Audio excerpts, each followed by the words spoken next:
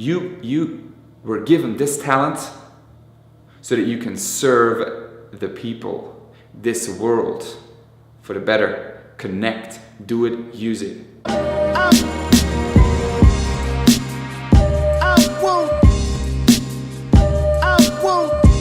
What's up, Warrior? MVDB, episode 28 of MVDB Speaks. We're getting ahead.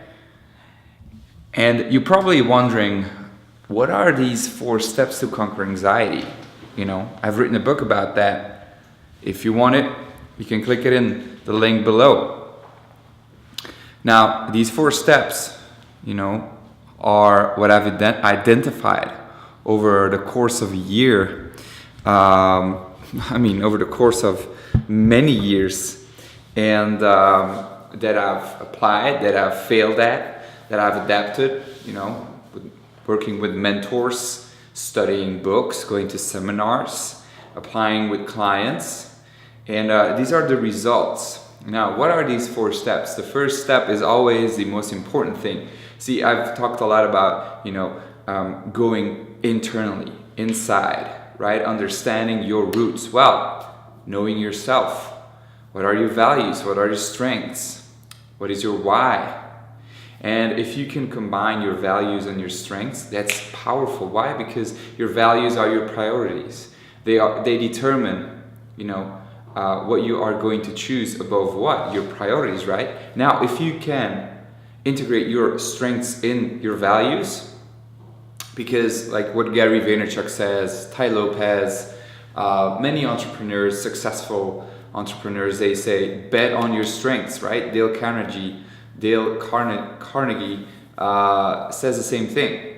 Bet on your strengths. So there's a character strength test, 24 strengths, which are identified by Martin Seligman of the positive psychology movement. You check him out. You know, he wrote a book about that, Authentic Happiness. He's really creating a science of happiness. Put out my phone here. Always great to have the phone popping in. Now, these strengths, right? What they've done is they found 5 foundational strengths, and they've read the books. They've read books like the Bhagavad Gita, the Dhammapada, the Bible, and many other, you know, spiritual and self-development books, and they've taken like all the concepts that, you know, came back, like the blueprint in all of those books, right? They don't really necessarily agree on the details, but on the basics, on the foundation, that's where they agree. And that's what they've taken out of that, and then they've created 24 sub strengths. So, I mean, you can't go wrong on that. This is hundreds and thousands of years solid, approving and applied science. So that's why I think my approach to this and what I'm doing in the book is really combining those strengths and values together so you can, you know, create a meaningful life and a great well-being. So that's step 1. I lay out some steps to some questions on how you can identify your values, your strengths, your why. You know, it's important to have, you know, a push, you know, something that pushes you forward, which is in most cases a fear, and then like a pull, which is a goal you work towards, a vision. Now that's a whole topic in and of itself. I'm really passionate about that, but that's not the meaning of this video, the purpose of this video. And then, you know, the second step is something I call know heaven and earth. I got this from Sun Tzu from The Art of War, right? It's knowing heaven and earth means, you know, knowing your environment, knowing all the concepts and the principles that you need to apply if you want to get out, you know, and before you get into a task, you know, you scan your environment. That was back in the days, you know, when he was a general. I think it was like 1600s, something like that. And, he was a strategic general, really.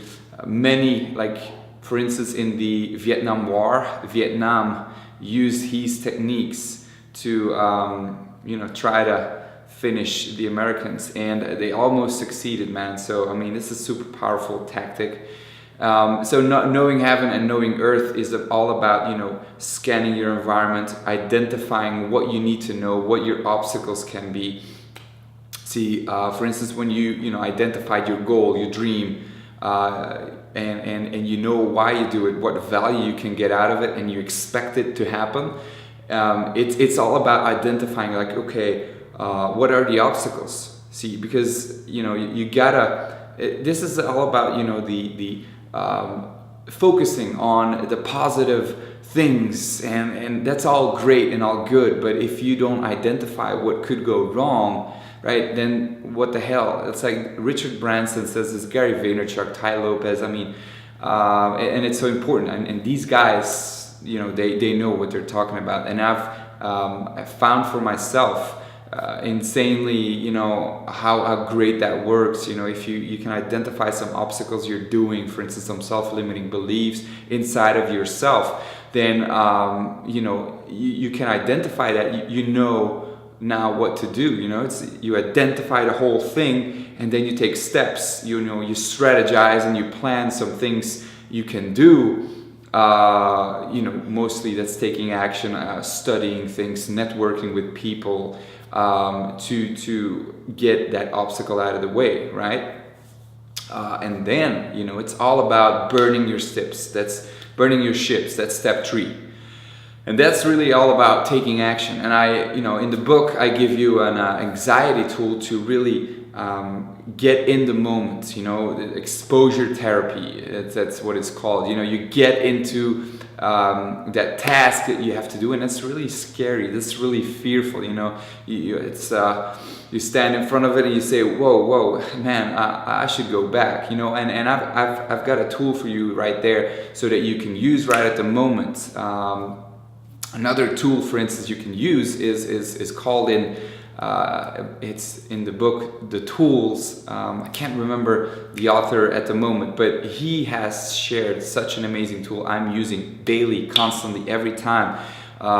It's powerful. It goes like this. Like, step 1 is you say, bring it on. Bring it on. You mentally prepare. You say, you know what? Fuck it. Bring it on.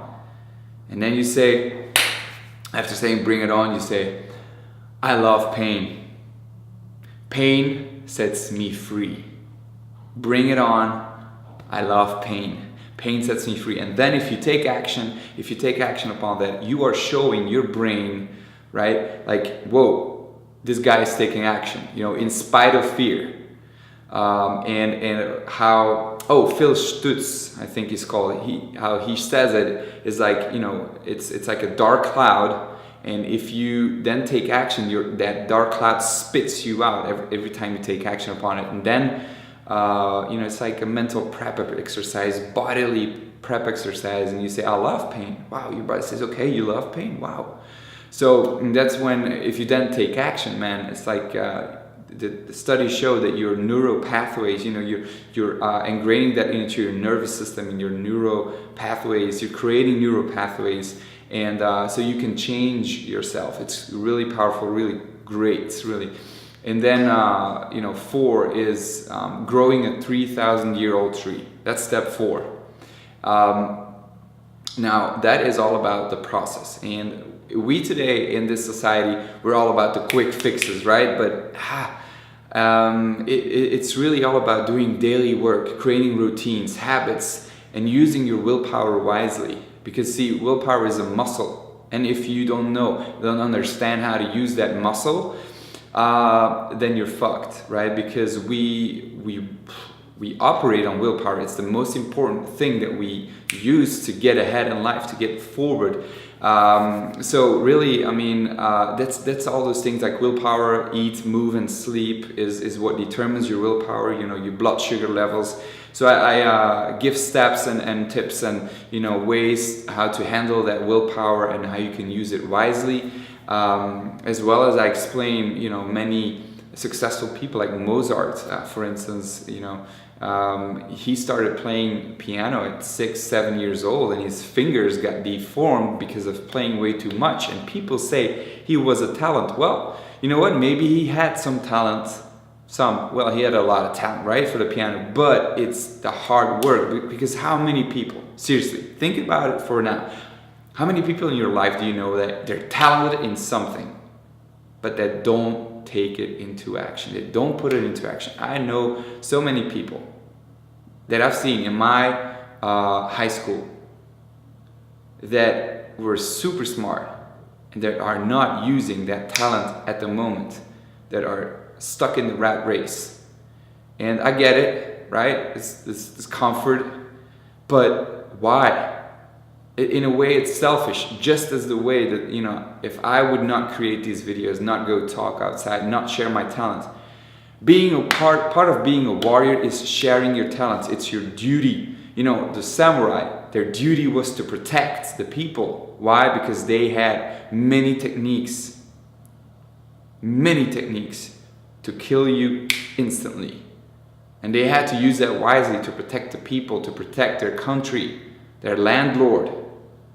Okay, it's so important to understand that. Don't be selfish.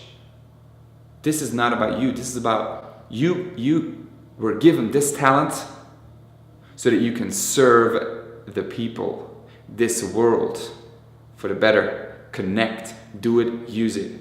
And that's, my friend, these 4 steps and all of that, what I just explained, is how you conquer anxiety. Go get the book. Seriously, you will not be sorry. Leave a comment below. Say me what you think about these 4 steps. And in the meantime, stay strong. Peace, warrior.